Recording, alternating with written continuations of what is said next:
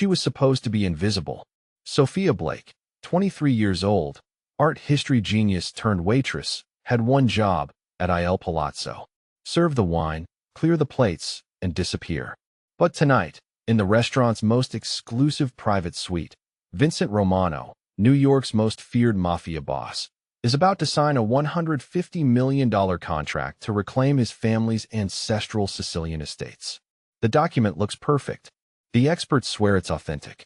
The ink is right. The age is right. The seal is right. Except it isn't. And Sophia, standing in the shadows with a water pitcher and a photographic memory for Renaissance iconography, has exactly one chance to do the impossible. Speak 6 words in Sicilian that will stop a catastrophic fraud, expose a deadly conspiracy, and reveal that the invisible waitress in the corner knows more about his heritage than his own historians. November rain in Manhattan was theatrical, the kind that made the city look like it belonged in a film noir. On East 57th Street, where Bentleys idled at red lights and doormen wore white gloves year-round, Illinois Palazzo rose 5 stories of limestone and old-world power. To call it a restaurant was technically accurate, but spiritually insufficient. Il Palazzo was where oligarchs brokered deals, where senators made backroom agreements, where conversations that never appeared in official records happened over $400 bottles of wine. The dress code wasn't posted because if you had to ask, you didn't belong. And moving through this temple of power every evening, carrying trays and wearing a uniform that might as well have been camouflage, was Sophia Blake. At 23, Sophia had become an expert at eraser. Her dark hair was always pulled back so tightly it made her temples throb. Her uniform, white button-down, black vest, black slacks, was always pristine. Her expression was always pleasant but blank. She moved through the dining room like water, filling gaps, anticipating needs, never drawing attention. She was invisible by necessity because if anyone looked too closely, they might recognize her. 3 years ago, Sophia Blake had been the youngest person to ever receive the Wythe Fellowship in Italian Renaissance Studies. Her undergraduate thesis on forgery techniques in 16th-century papal documents had been published in 2 academic journals. She'd been offered research positions at the Met, the Fic, and the Getty. Then her mother got sick, pancreatic cancer, stage 4. Elena Blake didn't believe in 6-month prognosis. She believed in experimental treatments that cost $40,000 a month and weren't covered by insurance. Sophia had made a choice. The fellowships paid $35,000 a year. Il Palazzo's servers made that in 3 months. So she disappeared, ghosted her academic advisors, stopped answering emails from Christie's and Seabees, put her degrees in a drawer, and put on an apron instead. That was 3 years ago. Tonight, you stepped into the light. Because the truth mattered more than safety. Something flickered in his eyes. Respect. What do you want, Sophia Blake? My job back. My mother's treatment is in 2 weeks. Basta. He pulled out his phone. You don't work for Benedetti anymore. You work for me.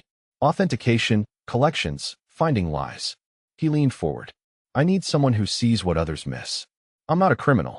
Neither am I. Officially, his smile was sharp. How much does it pay? His lawyer slid over a paper. The number made Sophia choke. Per week, Vincent clarified. Plus full medical coverage. Any treatment. Any doctor anywhere. What's the price? Loyalty, truth, even when inconvenient. His eyes held hers. Can you do that? Sophia thought of her mother. The bills. 3 years of invisibility. Thought of the rush when truth met power and power listened. Vincent extended his hand. Benvenuta nella familia amurita. Welcome to the family. Outside, rain had stopped. The city glittered and Sophia Blake, invisible for 3 years, was finally terrifyingly, gloriously seen. 3 days after Sophia Blake stopped being invisible, she found herself in a penthouse suite that made Il Palazzo look like a subway station. Vincent's office occupied the entire 42nd floor of a building in Tribeca that officially belonged to a shell corporation registered in Delaware. The windows offered a view of Manhattan that looked like a particularly ambitious CGI rendering. All glittering towers and impossibly clean streets. The furniture was the kind of mid-century modern that cost more than most people's mortgages. Everything was cream and chrome and cold perfection, except for the conference room, which looked like a bunker had married a museum. The walls were lined with climate-controlled glass cases displaying artifacts that probably shouldn't exist outside of the 8C. A Bellini sketch, what looked suspiciously like a lost Tizhan study. A Xanthine icon that Sophia was fairly certain had been listed as missing since 1943. She didn't ask. That was rule 1 of her new employment. Don't ask where things come from. The table itself was a slab of black walnut that could have doubled as a landing strip surrounded by 12 leather chairs that probably cost more than her Columbia tuition. At the head sat Vincent, dressed in a charcoal suit that made him look like he'd stepped out of a Renaissance portrait titled Portrait of Power Personified. Around him, Marco, the consigliere, looking like everyone's dangerous uncle. Isabella, the lawyer with her tablet and her expression of permanent calculation. 2 bodyguards whose names Sophia didn't know and suspected she wasn't supposed to ask, and Marco, a translator who spoke 6 languages and had the energy of a particularly nervous rabbit. And then there was Sophia, sitting 3 seats down from Vincent, wearing a dove-gray dress that Isabella had somehow acquired in her exact size within 18 hours, trying very hard to look like she belonged in a room where the coffee service probably cost more than her mother's monthly medications.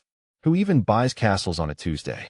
She thought, watching Vincent review documents with the focused intensity of a surgeon approaching a particularly complicated operation. And why does he look like he's about to negotiate a treaty instead of, committing what is technically several flavors of fraud? They're late, Marco growled, checking a watch that looked vintage enough to be historically significant. They're making an entrance, Vincent replied without looking up from his papers. His voice was calm, almost bored. Montgomery thinks theater is the same as credibility. Montgomery. The name made Sophia's stomach tighten. Richard Montgomery, the broker who tried to sell Vincent the fake paper bull. Vincent had let him go after 12 hours of conversation in what Marco euphemistically called the basement interview room. Montgomery had apparently provided extremely detailed information about his suppliers in exchange for keeping all his fingers. Now somehow Montgomery was back with a new deal, a better deal, a $200 million opportunity that will change everything. According to the breathless email Isabella had shown Sophia that morning. Fool me once, shame on you. Fool me twice, and I'm apparently Vincent Romano, Sophia thought. Then immediately felt guilty. She was being paid an obscene amount of money specifically to make sure he didn't get fooled twice. At precisely 2:01 p.m., the elevator chimed. The bodyguards tensed. Vincent didn't even look up. Richard Montgomery entered like he was arriving at his own coronation. All expensive cologne and capped teeth. With him was a new expert, not Dr. Santoro, who Sophia suspected had been strongly encouraged to retire from the authentication business. This was Professor William Hartwell, 70-some Oxford credentials, the kind of academic gravitas that came with 3 decades of published papers and a CBE from the Queen. Behind them rolled a security case the size of a small coffin. Romano, Montgomery purred, extending his hand. Vincent shook it with exactly the amount of pressure required to convey civility without warmth. Thank you for this second chance. I assure you, after our misunderstanding, I've been extraordinarily careful. Show me, Vincent said. Professor Hartwell cleared his throat with the authority of someone who'd spent his life lecturing to people who were required to listen. Romano, what I'm about to present represents perhaps the most significant historical document related to your family to surface in a century. Oh, good, Sophia thought. We're starting with hyperbole. That's always a great sign. With theatrical precision, Hartwell unlocked the case. Inside, cushioned on burgundy velvet, lay a manuscript that made Sophia's breath catch despite her cynicism. It was a bound codex, maybe 30 pages. The vellum yellowed to the color of aged cream, the binding cracked leather that had seen centuries. The cover bore an embossed seal, a crowned lion holding a sword surrounded by text in elaborate Gothic script. The Romano Codex, Hartwell announced, compiled in 1478 by the Sicilian notary Giuseppe Torino, documenting 3 generations of land grants, marriage alliances, and papal dispensations granted to the Romano family. This is not simply a deed. This is a genealogical and legal record that establishes your family's legitimate claim to the Duchy of Altavilla, including the fortress of Castello and approximately 40,000 acres of Sicilian territory. Sophia was refilling water glasses, moving with the practiced invisibility she'd honed over 3 years, but her eyes were locked on the manuscript. It was beautiful. The calligraphy was exquisite, real 15th century work. She could tell from the rhythm of the script, the way certain letters connected. The vellum was genuine, properly aged with the subtle texture that only centuries could create. But something was wrong. The provenance, Montgomery interjected smoothly, is impeccable. Recovered from the private library of the Maris of Palermo, whose family served as custodians of Sicilian noble records for 4 centuries. Professor Hartwell has spent 8 months on authentication. Hartwell nodded with the gravity of Moses presenting the tablets. The carbon dating places the vellum between 1465 and 1485. The ink is period-appropriate iron gall compound. The binding technique matches documented 15th century Sicilian bookmaking practices. I have molecular analysis, spectroscopic data, and comparative paleographic studies. Who needs a castle this badly? Sophia wondered, watching Vincent's face remain perfectly composed, while Montgomery quoted a price that had 8 figures. Wait, 40,000 acres in Sicily. That's not a castle. If you're wrong, you look like an idiot. If you're right, you're going to humiliate an Oxford professor and blow up a $200 million deal. Vincent was reaching for his pen. Montgomery was sliding the contract forward, his smile growing wider. The seal is wrong. Sophia's expertise insisted. The Latin is too formal. It's a forgery. But she was 3 days into a job that paid for her mother's treatments. 3 days into not being invisible. 3 days into having a purpose beyond surviving. If you're wrong, you lose everything. Vincent uncapped the pen. The sound seemed impossibly loud. If you're right and stay silent, you're not the scholar your mother raised. You're just another person who let a lie survive because the truth was inconvenient. Sophia's mouth opened and the room held its breath, waiting for the invisible girl to speak. Non avevo falso. It wasn't true. It was fake. The words left Sophia's mouth before her brain could stop them. 5 words in Italian that detonated in the conference room like a flashbang grenade. Time didn't slow. It stopped. Montgomery's smile froze mid-expansion. Professor Hartwell's hand, reaching to point out some detail in the manuscript, hung suspended in midair. Marco's eyes snapped to Sophia with the intensity of a sniper acquiring a target. The bodyguard's hands moved toward their jackets in synchronized motion that would have been beautiful if it weren't terrifying. And Vincent simply stopped. The pen, millimeters from paper, held perfectly still. He didn't turn around, didn't move, just stopped. The silence was so complete, Sophia could hear her own heartbeat thundering in her ears. Could hear the faint hum of the climate control system. Could hear Montgomery's breath catch like a man who'd just watched a grenade roll under his chair. Oh God, Sophia thought, her entire body flooding with ice-cold adrenaline. Oh God, what did I just do? Then Vincent spoke. His voice was soft, the kind of soft that made grown men confess to crimes they didn't commit. Chiha parlato. Who spoke? Nobody moved. Nobody breathed. Sophia's legs had turned to water. Her hands were shaking so badly, she had to grip the water pitcher to keep from dropping it. Every instinct screamed at her to stay quiet, to let someone else take the blame, to disappear back into invisibility where it was safe. But she'd already jumped. Might as well enjoy the fall. I did, she said, her voice embarrassingly unsteady. Sir, Vincent turned in his chair slowly, deliberately, with the mechanical precision of a gun turret tracking a target. His eyes found hers across the table, and Sophia felt like she was being examined under a microscope or possibly through a rifle scope. Repeat. I said. Sophia swallowed, her throat suddenly desert dry. I said it's not true. It's fake. The room exploded. Montgomery lunged forward, his polished veneer cracking like cheap paint. This is outrageous, Mister. This girl is clearly sentient. Vincent's voice cut through the noise like a blade through silk. Silence. The kind of silence that followed divine commandments. Montgomery's mouth snapped shut. Professor Hartwell froze mid-gesture. Even the climate control seemed to quiet itself in deference. Vincent rose from his chair with the fluid grace of a predator who decided the hunt was officially beginning. He walked around the table slowly, his footsteps the only sound in the room, until he stood directly in front of Sophia. She had to tilt her head back to meet his eyes, dark and unreadable as deep water. You said it's fake. Yes, sir. Why? The question was simple. The answer might get her killed.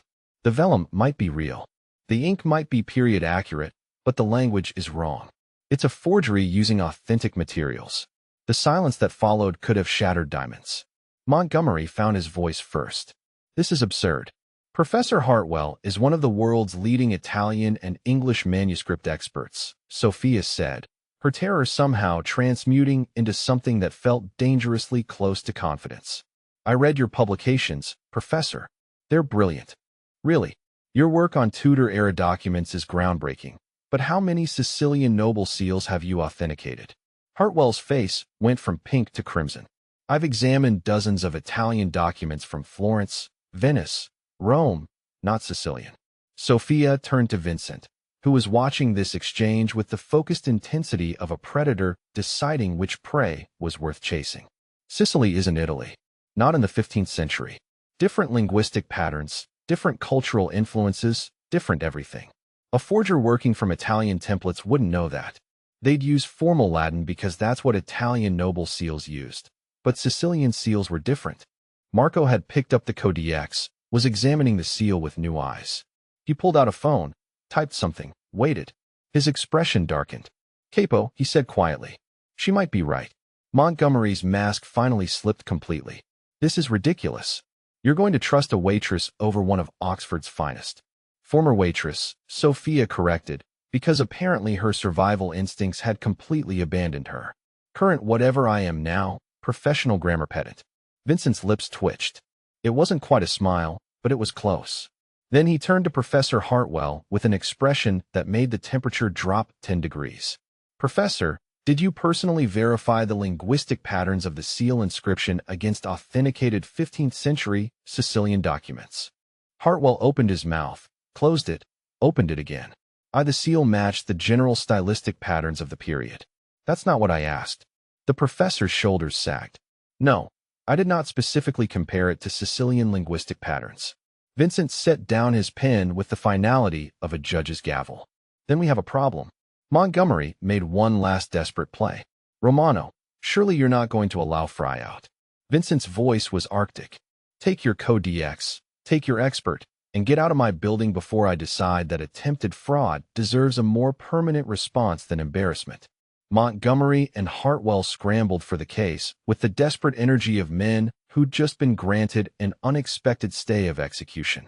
The bodyguards escorted them to the elevator with the kind of gentle encouragement usually reserved for livestock heading to slaughter. The doors closed. The suite was suddenly devastatingly quiet. I walked away from a brilliant career to keep my mother alive. Her voice came out sharper than intended. Sorry if that doesn't fit the narrative of tragic academic genius. I made a choice. I'd make it again. Something shifted in his expression. Not quite respect, but recognition. Like he understood choices made between impossible options. And now you're working for me, he said. Doing exactly what you were trained to do. Making more money than you ever would have in academia with better health care than any university would provide. He tilted his head slightly. Does that bother you? That I'm working for someone who's definitely involved in criminal enterprise? Sophia asked. Or that I'm really good at it? She considered lying. Considered giving the answer that would make her seem morally righteous or appropriately conflicted, then decided that lying to a man who probably had people killed for less than dishonesty was strategically inadvisable. Yes, she said simply, it bothers me. But not enough to stop. My mother's alive because of the money I'm making. I can live with moral ambiguity if she can live. Period. Vincent studied her for a long moment. Then he stood, walked to a cabinet, and pulled out a leather portfolio. He returned, opened it, and placed a document in front of her. It was old, 15th century by the look of it. Parchment, faded ink, elaborate seal. The text was in medieval Italian with Latin phrases interwoven. Read it, he said. Sophia leaned forward, her scholar's brain engaging automatically. The script was challenging, abbreviated Latin mixed with vernacular Italian, the kind of hybrid that took years to learn to parse correctly. It's a land transfer, she said slowly, tracing the text with her eyes. Dated 1463, transferring ownership of I think it's a vineyard near Montalcino from the Salvi family to she paused, examining a particularly elaborate signature, to someone named Romano, your ancestor. My great-grandfather 13 times removed. He pointed to a section of text that was particularly faded. What does that say? Sophia squinted at it. The ink had degraded badly, and someone had clearly tried to restore it at some point with less than ideal results. But underneath the damage, she could see the ghost of the original text. Cootie render tense, she read, with all rights, rents, and appurtenances. Standard medieval property transfer language. She looked up at him. Because I paid $3 million for that document 5 years ago, and 3 experts told me it was authentic. Sophia looked back at the parchment, her pulse quickening. This was a test. Everything was a test with him. She examined the seal more carefully, looked at the ink patterns, studied the way the text flowed. Then she noticed something. A tiny inconsistency in the spacing. A subtle difference in ink density in one section. The document is authentic, she said slowly. But it's been altered. Capo, parking garage, vehicle bomb, 3 floors down. Casualties. Our people are checking, but Marco's expression was grim. Capo, they found us. They found the safe house. Sophia's blood turned to ice. Because safe houses were supposed to be secret, known only to core family, which meant inside job confirmed, Vincent said, his voice deadly quiet. Someone told them where we were. His jaw clenched. How many people knew this location? 7, Marco said. You, me, the bodyguards. He paused. And Isabella. I called her when we changed locations. Standard protocol. The silence was absolute. Then Vincent pulled out his phone, dialed a number, waited. When someone answered, his voice was arctic. Isabella, we need to talk now. He hung up, looked at Sophia. The warmth from moments ago was gone, replaced by the cold calculation of a man who just confirmed his worst suspicions. Get your things, he said quietly. We're leaving. Where are we going? His smile was sharp and absolutely terrifying. To have a conversation with my lawyer about the cost of betrayal. And Sophia realized that trust, once broken, didn't just hurt. In Vincent's world, it was lethal. They didn't make it to Isabella. Came to them. The second safe house was in Red Hook, Brooklyn, an industrial loft that had been converted into what Sophia could only describe as minimalist panic room chic. Exposed brick, steel beams, and enough surveillance equipment to make the NSA jealous. They'd been there for exactly 43 minutes when the power cut, not flickered, cut. The kind of sudden complete darkness that was never an accident. Murda, Marco hissed, already moving. Backup generator should kick in. It didn't. They cut the gas line, Vincent said quietly, his voice carrying that preternatural calm that Sophia was beginning to recognize as his combat mode. Professional crew, they planned this. How many? Sophia asked, proud that her voice only shook a little. Unknown. But they wouldn't cut power unless they had numbers. He pulled a gun from somewhere. When did he get that? And pressed it into her hands. Safety's here. Point and shoot. Aim center mass. Don't hesitate. I've never shot a gun in my life. Congratulations. Tonight you learn. He moved toward the windows, staying low. Marco exits. Front door's the kill zone. Fire escape on the east side, but they'll expect that. Service stairs to the roof. Glass shattered, not from bullets this time, but from something being thrown. A bottle trailing flame tumbling through the darkness like a falling star. Molotov cocktail. Sophia's brain supplied helpfully. Because apparently we're in a war zone now. The bottle hit the floor, exploded into flame. The industrial loft, with its exposed wood and vintage furniture, began to burn with enthusiastic efficiency. Adesso, Vincent shouted. They ran for the service stairs, but the door burst open before they reached it. And this floor is surprisingly comfortable. How many shots? Vincent's voice was calm, terrifyingly calm. Like being shot at was a minor scheduling inconvenience. 3 confirmed. One of the bodyguards replied. Calibro peasant. Professional. Heavy caliber. Can you return fire? Troppo distant. Sinuentometry. Too far. Maybe more. Another shot. Punched through what remained of the windows close enough that Sophia felt the displaced air kiss her hair. She made a sound that was probably supposed to be a scream, but came out as more of a wheeze. Breathe, Vincent said quietly, his mouth near her ear. Slow breaths in through your nose. You're okay. I'm being shot at, Sophia gasped. That's the literal opposite of okay. That's the dictionary definition of not okay. If you look up not okay in the thesaurus, there's probably a picture of this exact moment. You're babbling. It's a coping mechanism. Some people pray. I provide running commentary. Despite everything, the bullets, the chaos, the very real possibility of death by sniper. She heard him laugh. Quiet, brief, but genuine. Capo, Marco called. We need to move. Building's not secure. If there's one shooter, there could be more. Ground floor now. The elevators are death traps, service stairs, a dead zone now. Vincent pulled Sophia to her feet, keeping low, his hand gripping her arm with enough force to bruise. Stay behind me. Do exactly what I say. Understand. Please don't let me die an acceptable response. Ando, let's go. They moved in a tight formation, bodyguards front and back, Marco at point. Vincent keeping Sophia in the center like she was a particularly valuable package. They hit the service stairs at a run, their footsteps echoing in the concrete stairwell. 3 floors down, Marco's phone buzzed. He answered, listened, his expression darkening. Merida, they've got the lobby covered. 2 men, possibly 3. Professional setup. The kitchen exit. Vincent asked. Loading dock connects to the restaurant next door. Vietnamese place. Kitchen should be active. Lots of civilians, which means they can't. A door above them crashed open. Footsteps heavy and fast coming down. Corey, run. They exploded through the door marked B2 kitchen access into a humid corridor that smelled like lemongrass and fish sauce.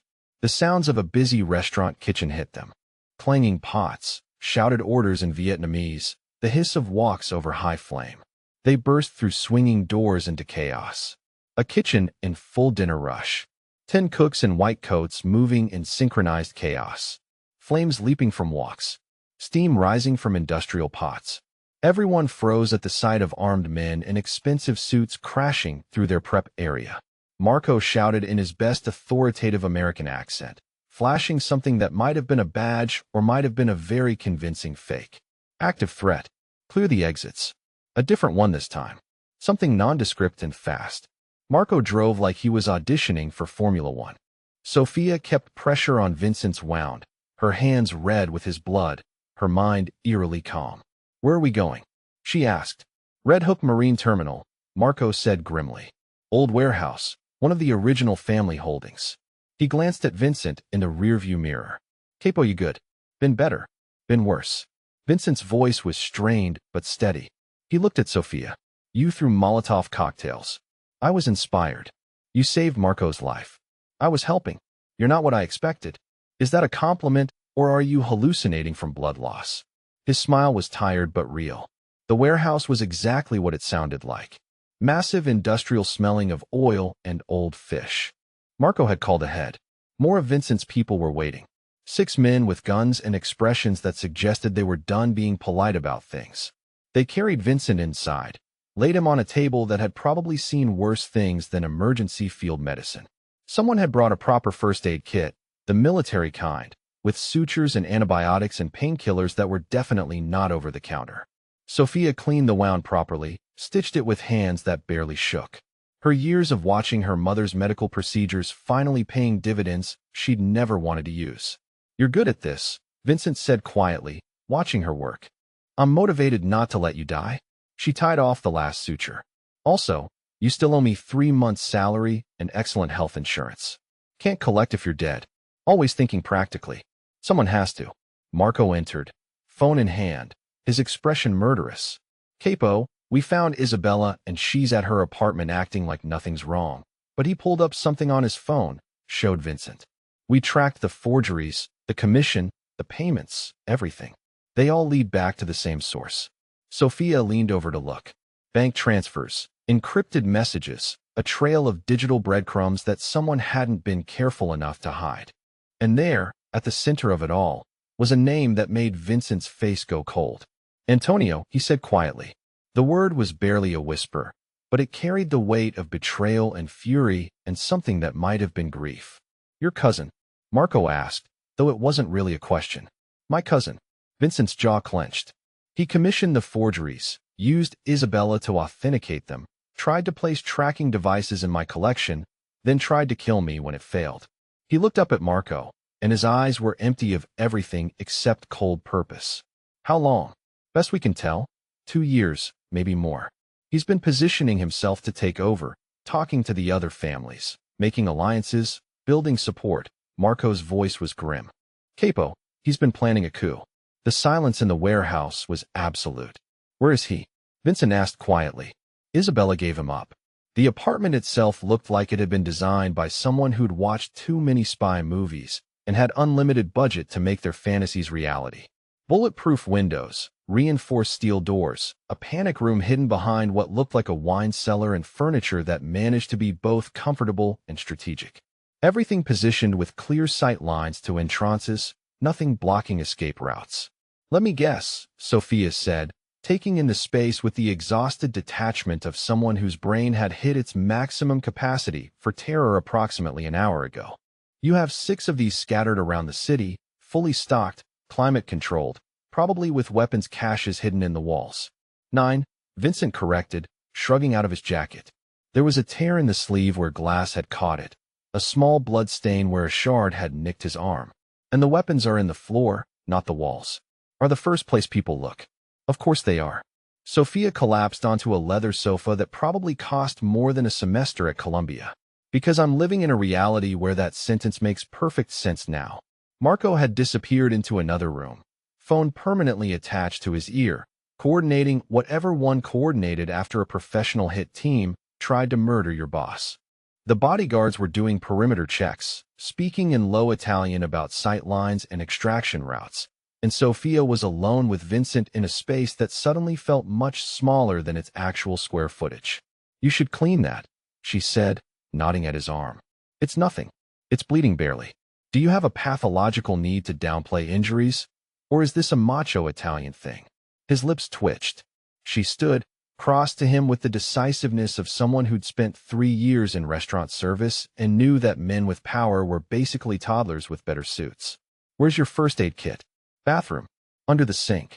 Of course, it's organized. I bet your weapons cache is alphabetized, too. By caliber, actually. Sophia returned with the first aid kit, which was less kit and more field hospital in a box, and pointed imperiously at a chair.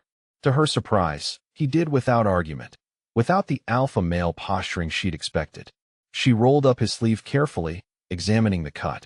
It wasn't deep, but it was messy, a jagged slice from glass, the kind that would scar if not properly treated. She cleaned it with antiseptic, her hands steady despite the adrenaline still singing in her veins. You're good at this, he observed quietly. My mother had chemo for 3 years. You learned field medicine pretty quickly. She applied antibiotic ointment with careful precision. Hold still. I am still. You're twitching. I don't twitch. You're twitching like a cat that sees a laser pointer. Is it a control thing? Can't handle someone else taking charge. His eyes met hers, dark and amused. You're enjoying this immensely.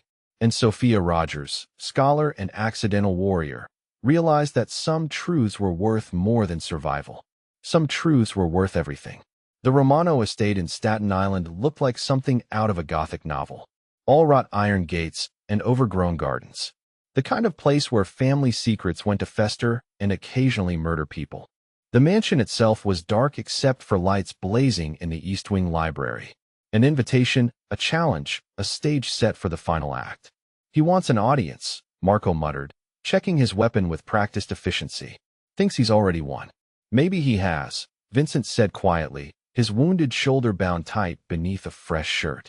He'd refused painkillers, need to stay sharp, and the blood loss was making his face pale in the dashboard lights. Maybe this was always going to end here. Don't, Sophia said sharply from the back seat. Don't you dare get philosophical on me. We're walking into what is very obviously a trap, and I need you focused, not composing your tragic final monologue. Yes, doctor. They'd brought 6 men, all family, all loyal to Vincent's father, all armed and looking like they'd welcome an excuse for violence. But Vincent had been clear. This is between Antonio and me. Your backup, not the main event. Sophia had her phone in her pocket, recording app already running. Whatever happened in that library, there would be evidence. Truth preserved even if they didn't survive to use it. Medieval scholars didn't run toward danger, she thought as they approached the mansion. They stayed in monasteries and complained about the quality of vellum. Why didn't I become a normal academic? Because normal academics didn't save mafia bosses from forgeries, and they definitely didn't fall for dangerous men with shoulder wounds and trust issues. Fall for, her brain whispered. We're calling it that now. Shut up, she told herself. Existential crisis later. Survival now. The front door was unlocked. Another message. Come in. I'm waiting. They moved through the house like ghosts, through a foyer with dusty chandeliers, past family portraits whose eyes seemed to follow their movement, up a grand staircase that creaked with age and secrets. The library door stood open. Light spilled out, warm and inviting and absolutely treacherous. Vincent paused at the threshold, looked at Marco. 2 minutes. If shooting starts before then, it means diplomacy failed. Capo, 2 minutes, Vincent repeated. Then to Sophia, stay behind me. Obviously, I'm small and squishy. You're large and recently bullet-resistant. He almost laughed. Then he walked into the library, and Sophia followed, her phone recording everything in her pocket. Antonio Romano sat in a leather chair like it was a throne. He was younger than Vincent, maybe 28, with the same dark hair and sharp features, but softer somehow, like a sculpture that hadn't been fully finished, handsome in a way that probably got him whatever he wanted until he encountered something that couldn't be charmed. He was also holding a gun casually, like it was a glass of wine. Quino, he said with a smile that didn't reach his eyes. Cousin, you look terrible. Someone shoot you. Someone tried. Vincent moved further into the room, putting himself between Antonio and Sophia. Always protecting, always the shield. Your people, I assume. My people. Antonio's smile widened. I like the sound of that. Like I'm building something, which I am actually. I'm building what should have been mine from the beginning. Papa left me the business. Papa left you everything. The charm cracked, revealing rage beneath. The business, the estate, the respect, the legacy, and what did I get? A monthly allowance and a seat at the children's table during family meetings. He stood, the gun now pointed more deliberately. I'm older than you were when you took over. Smarter, better educated, but you were his favorite, his heir, his perfect soldier son. So you tried to destroy me. Vincent's voice was calm, but Sophia could see the tension in his shoulders, the way his right hand hovered near his concealed weapon. The forgeries, the tracking devices, the assassination attempts. All because you're jealous. I'm realistic, Antonio corrected. You're weak, Vincent. You hire outsiders. His eyes flicked to Sophia with contempt. You trust people who aren't blood. You try to legitimize what Papa built instead of expanding it. You're making us soft. I'm keeping us alive, Vincent said quietly.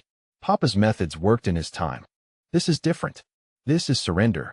Antonio's voice rose. You've forgotten what we are, what this family was built on. Blood and fear and power. He gestured with the gun. I'm going to remind them, starting with you. Sophia's heart was hammering, but her hands were steady. The phone in her pocket was recording every word, every confession, every self-incriminating rant about assassination and betrayal. Just keep him talking, she thought. Give Marco time to position people. Give the recording time to upload to cloud storage. You commissioned the forgeries, Vincent said. It wasn't a question. Used Isabella to authenticate them. Planted tracking devices to map my collection. Antonio's people, because of course he had people hidden, emerged from behind furniture, from doorways, from shadows. The library became a war zone. Sophia hit the floor behind a desk, her ears ringing from gunfire, her brain running on pure survival instinct. She could see Vincent across the room, taking cover behind an overturned table, returning fire with cold precision despite his wounded shoulder. Marco was shouting orders. Someone was screaming, wounded, maybe dying. The smell of gunpowder filled the air like a toxic perfume. And then Antonio was there, looming over Sophia, his gun pointed at her face, his expression triumphant. You should have stayed invisible, he said.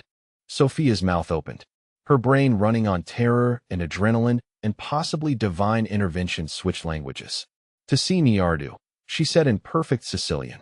You're a coward. Niardu Canon Sapamo. A coward who doesn't even know how to betray properly. Antonio froze, shock replacing rage. What an means. Sophia continued, standing slowly, her hands raised but her voice steady. My grandfather taught me Sicilian, and he told me traitors are always the first to die, because family always remembers. She was stalling, buying time, using every scrap of linguistic knowledge her mother had drilled into her, and it was working. Antonio was listening, confused by this waitress speaking his grandmother's dialect, this outsider who somehow knew the old words. Vincent, Sophia said quietly. Vincent isn't weak. He's strong enough to trust those who aren't blood. Toonie, you're not. Antonio raised the gun. Vincent appeared behind him like a vengeful ghost. Antonio. His cousin turned. The gun swung toward Vincent. They were 5 feet apart, close enough to see each other's faces, to recognize the family resemblance, to understand that this was the end of something that had started generations ago. Don't, Vincent said quietly. Quino, don't make me. Time did that crystalline thing where every second became ours. Sophia saw the muzzle flash, saw Vincent's body twist, saw him fall, saw blood, too much blood, always too much blood, spread across his chest. She screamed, didn't remember starting, but sound was ripping from her throat as she launched herself at Antonio with the fury of someone who'd spent 3 years being invisible and was done. Being silent, she tackled him, all 115 pounds of rage and terror and love she hadn't admitted to yet, and they went down hard. The gun skittered away. Marco was there instantly, pulling her off, restraining Antonio with efficient brutality. But Sophia didn't care about Antonio anymore. She crawled to Vincent, her hands immediately finding the wound. High chest, bleeding badly, his breathing shallow and wrong. No, no, no, she heard herself saying, pressure on the wound. Her hands red again. Everything red again. You don't get to die? You promised me dinner. Expensive dinner. You can't die before you pay your debts.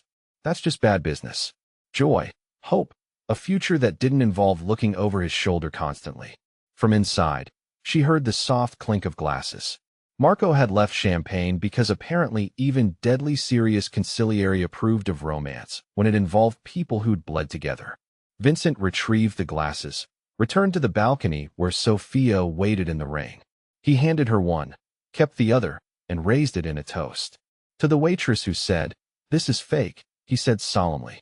Sophia raised her glass, her smile bright enough to rival the city lights. To the Mafia boss who listened, they drank.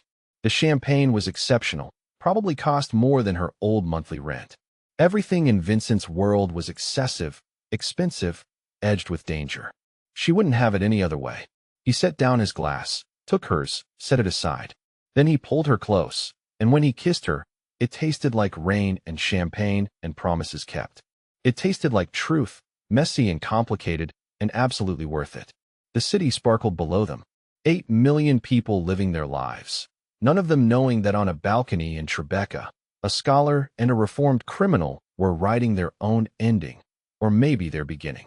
Because the truth was, Sophia Blake had stopped being invisible the moment she chose to speak. And Vincent Romano had stopped being alone the moment he chose to listen. Everything else, the money, the danger, the headlines, was just details. What mattered was this: a woman brave enough to tell the truth, and a man wise enough to value it more than anything money could buy. As the rain fell, and the city lights shimmered, and the champagne went flat because they were too busy kissing to drink it, Sophia thought about her mother's words from years ago. Truth doesn't negotiate, Sophia. It simply is. She'd been right, and the truth was simple. Love, like authentic art, couldn't be forged. It could only be recognized, protected, and cherished. Everything else was just expensive fakery. 3 months later, the Times ran a smaller article on page B7. Vincent Romano, Italian-American businessman and art collector, announced today the establishment of the Elena Blake Foundation for Renaissance Studies, a fully funded scholarship program for students pursuing authentication and preservation of historical documents. The foundation will be directed by Dr. Sophia Blake, whose expertise recently exposed one of the largest art fraud rings in recent history. When asked for comment, Mr. Romano stated simply, "Truth is worth protecting. This is how we protect it." The article included a photo. Vincent and Sophia at the foundation's opening, his arm around her waist, her head tilted toward his shoulder, both of them smiling at something off camera. They looked, a casual observer might note, like people who'd survived something terrible together and come out the other side stronger. They looked, a more astute observer might recognize, like people in love. They looked, Sophia's mother would later say while framing the article, like they belonged together. And for once, everyone was telling the truth. Sophia started invisible and ended up seen. Vincent started alone and ended up loved. And you? just experienced a story about truth, courage, and the kind of love that's worth fighting for.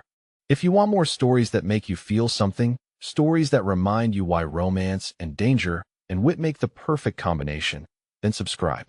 We're building a community of people who believe in powerful storytelling. Join us. Click subscribe, explore our other videos, and let's keep telling stories that matter. See you in the comments. Tell me your favorite moment from this.